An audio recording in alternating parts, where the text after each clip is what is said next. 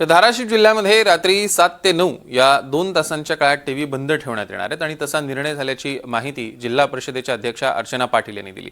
ग्रामीण भागातील विद्यार्थ्यांच्या शैक्षणिक गुणवत्तेत वाढ व्हावी यासाठी हा निर्णय घेण्यात आला।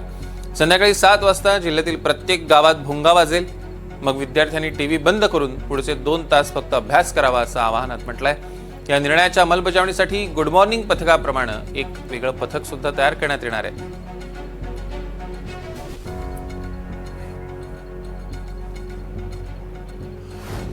एक गोष्ट महत्त्वाची की 7 ते 9 प्रत्येक गावामधले टीव्ही बंद होणार, भोंगा वाजवला जाणार, सगळ्या गावातले टीव्ही बंद होणार आणि मुलांनी अभ्यास करायचा।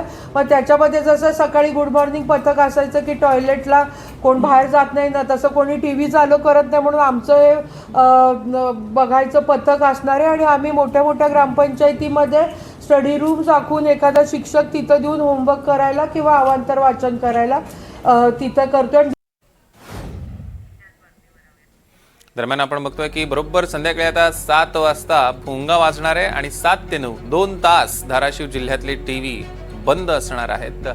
जिल्हा परिषदेने हा निर्णय जाहीर केलेला आहे, कारण परीक्षांचा काळ आहे। परीक्षा असल्यामुळे जिल्हा परिषदेचा हा निर्णय, या 2 तासात विद्यार्थ्यांनी अभ्यास करावा असं आवाहन करण्यात आलेलं आहे।